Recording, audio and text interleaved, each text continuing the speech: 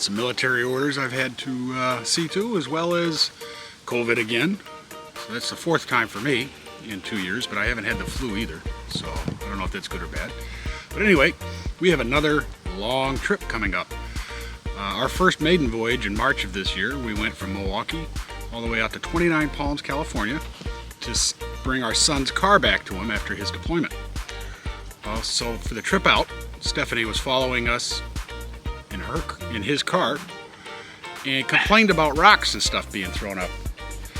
So today I'm going to install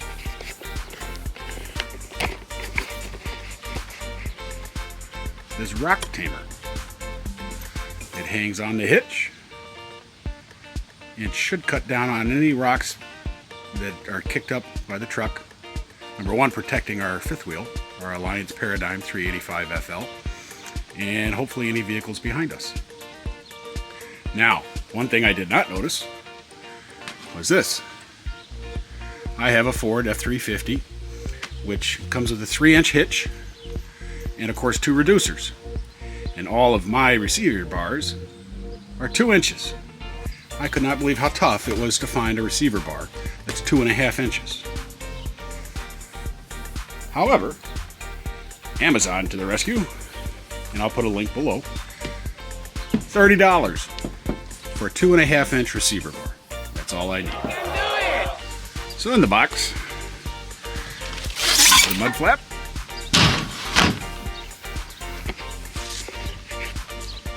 This is the receiving bar I was telling you about.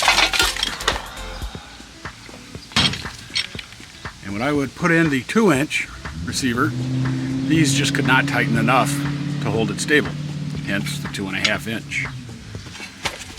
Brackets, instructions. I might need them on this one. There's a QR code for the product if you're interested. And I can put the plates on the mats if I want to. And the mats are cuttable. They actually have indicators on where to cut the mats at. But I will not really be able to cut the mats until I've got my fifth wheel hooked up, so I know where to cut. They recommend 3 to 4 inches of ground clearance while the trailer is attached with all the weight. So, all right, let's get started. And voila. She sits on there, she's in there. I may not even put a ball on there, but we'll see. And here's my helper, Teddy, who is now 5 months old. Just watching me work.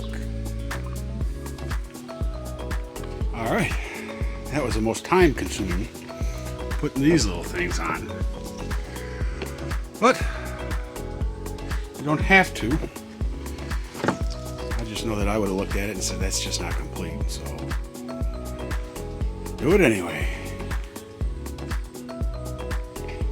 Alright, so these are of course cut to fit.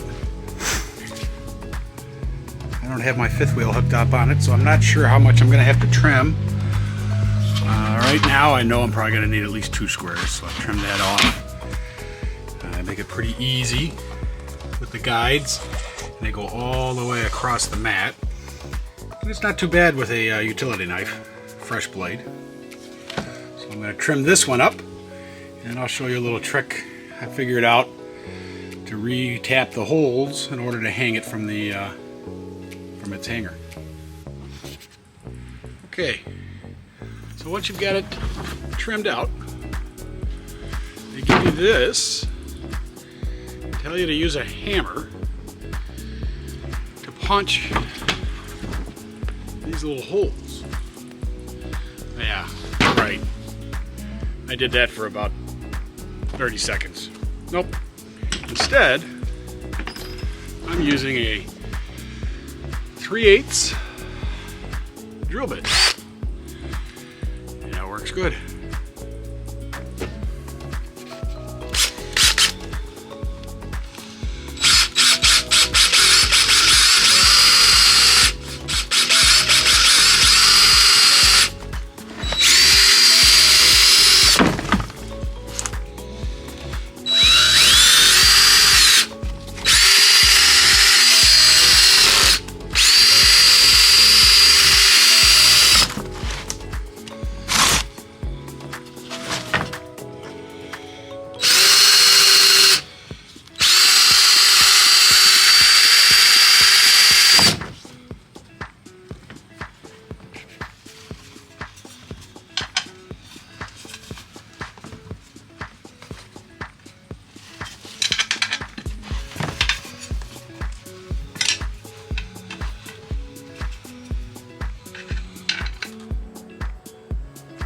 you go.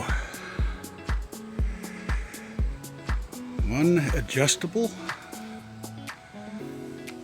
rock guard, splash guard, mud guard, snow guard installed. And if I need to take it off, just pull the receiver out.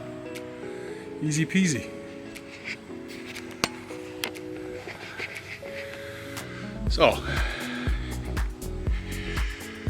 if you've watched me before, or if you're just joining for the first time, if I can do it, anyone can. And I only drew blood once. Not intentional on the finger either. So that's pretty good for me. We'll see you out there.